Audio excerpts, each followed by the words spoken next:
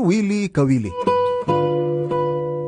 may mga gabi na kahit gaano kalakas ang patak ng ulan, mas maingay pa rin ang sigaw ng pagsisisi ko sa loob ng aking dibdib. Napapatitig na lang ako sa kesame at napapatanong sa sarili, bakit ko ginawa yon? Gayong sa simula pa lang alam ko nang mali. Ako si Annabel, 28 years old. Isang single parent. Kuya Willie, college pa lang ako nang makilala ko ang ama ng aking anak.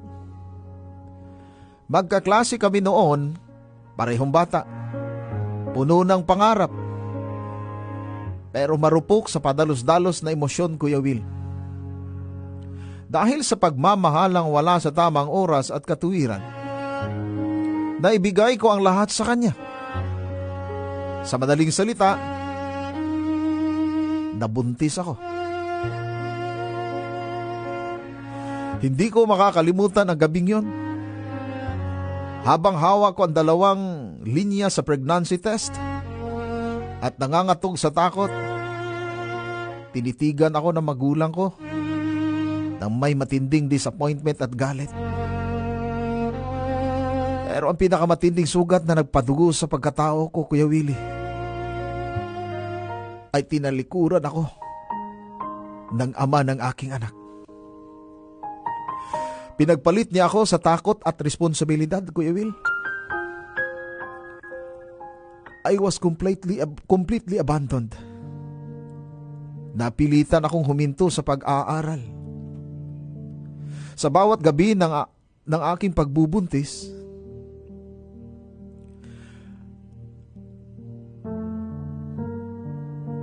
idinuyan ko ang aking tiyan habang pumapatak ang mga luha sa aking unan.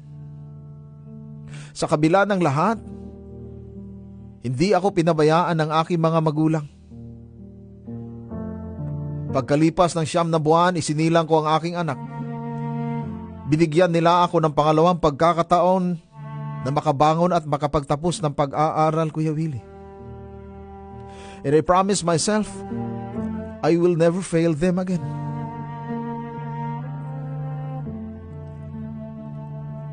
Nakatapos ako at pinalad na matanggap ng isang malaking kumpanya. Ngunit sadyang mapaglaro ang tadhana, Kuya Will. Dahil ang isa sa mga pinakamataas na boss doon ay ang mismong ama ng dati kong nobyo. Si Papa Rafael, early 50s pa lang siya noon. Kagalang-galang at napakabait.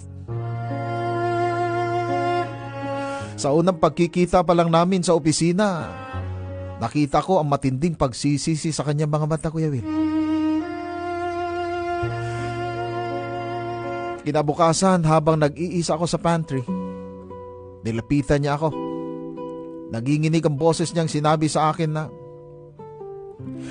Annabel, I'm deeply sorry for what my son did to you. He was a coward and you didn't deserve that pain. By the way, how are you and my grandson surviving?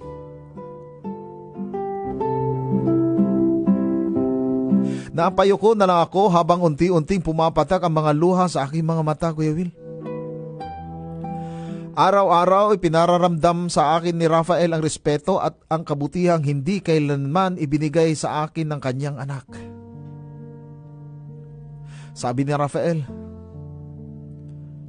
when my son finishes his studies, I will force him to do what is right. I want to give your child our last name. Pilit niyang inabot ang aking kamay. Pero pikit mata akong umiling. No need, sir.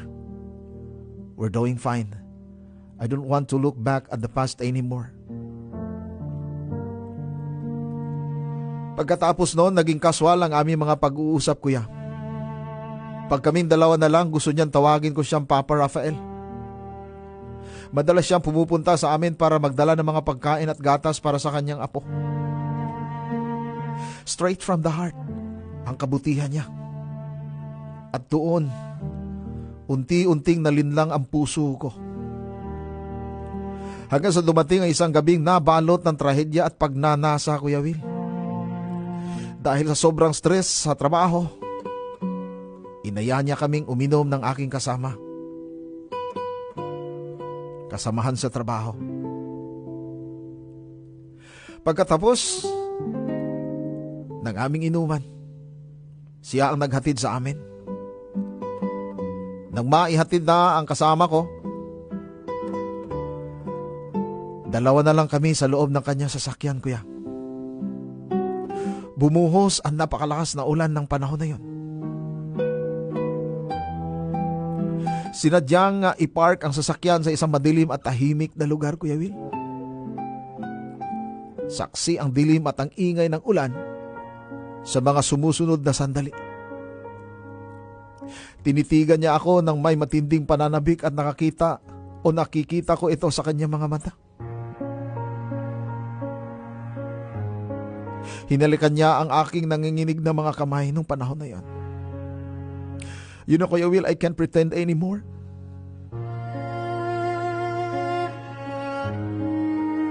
Dahil yung sinabi niya, Annabel, every night I dream of holding you. My son threw away the most precious treasure in the world. Please, let me make up it to you. Can I be the father your child truly deserves? Can I have your heart?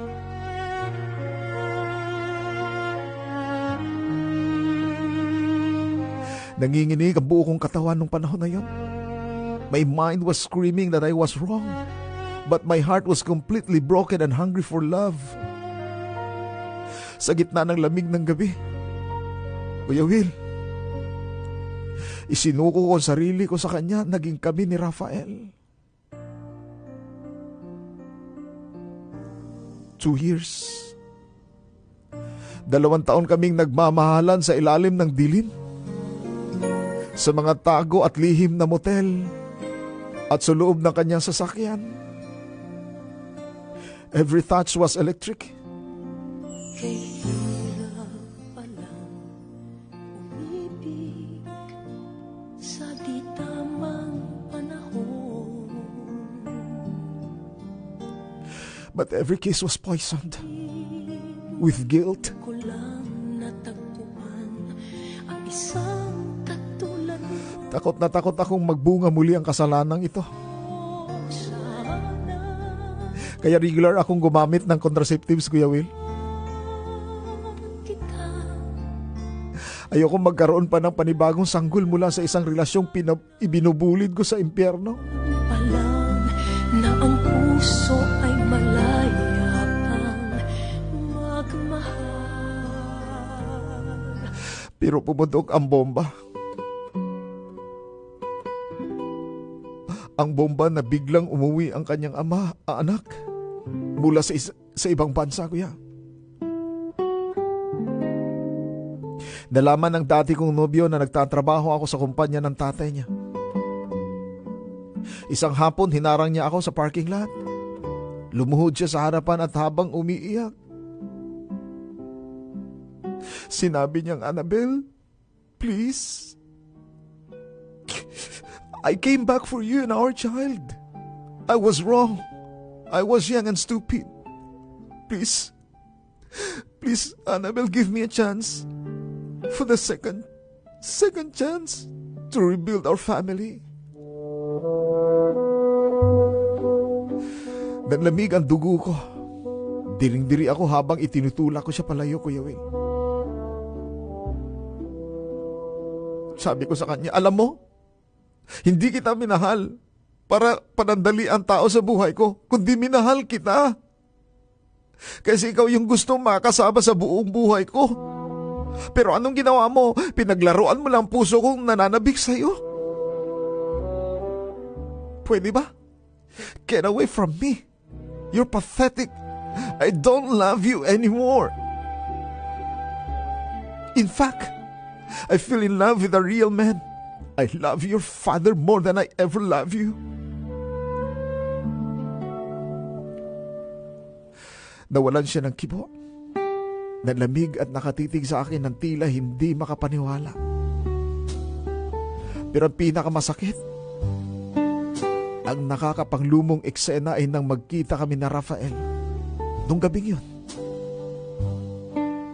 Sa loob ng kanyang kotse,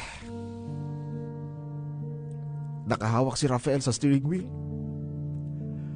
habang nag-uunahan sa pagpatak ang kanyang mga luha. Mga luha na hindi kailanman nakitang pumatak sa isang lalaking katulad niya. Humahagulhol at pilit na hinawakan ang mukha ko, kuya. Yung sabi niya, Annabel, my sweet love, this is breaking my soul into pieces, but I have to protect you from the shame. Nung sinabi niya yun, basag na basag ang kanyang boses habang lumuluha. Accept my son again, or at least pretend that you are trying to forgive him. We have to end us. We must take these filthy secrets to our graves.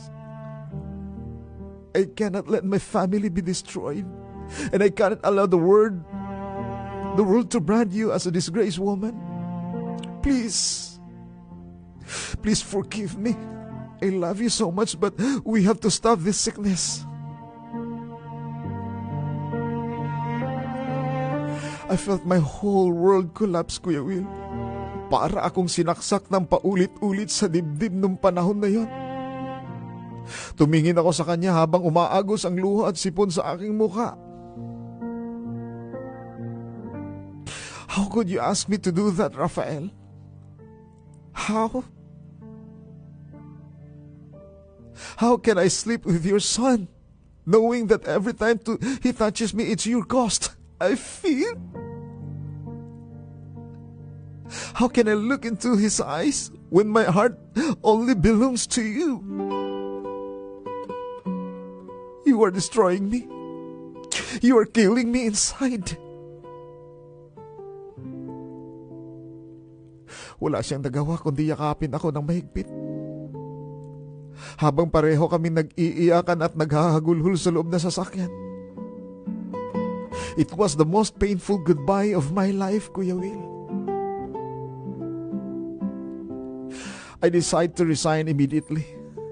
I couldn't bear the disgust of seeing his son every day, while my soul was completely broken by his father. Kuya, sa huling araw ko sa kumpanya, nagkita kami ni Rafael sa huling pagkakataon sa gilid ng dalampasigan. Walang gaanong salita. Isang matagal at madiing yakap lang na puno ng pait at pagmamahalan. Now, I'm working in a different company. Sinusubukan pa rin niyang magpadala ng pera at mga gamit para sa anak ko. But I completely block him. I refuse everything.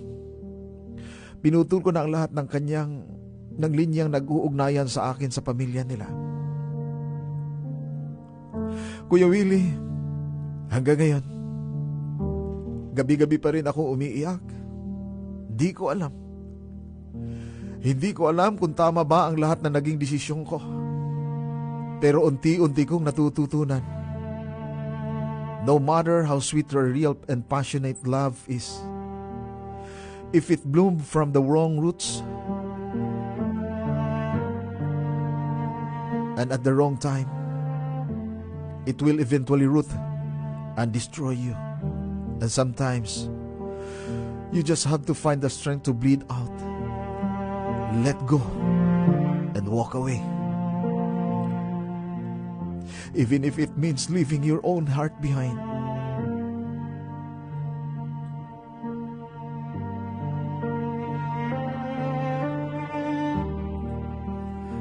Hanggang dito na lang. Maraming salamat, Kuya Willie.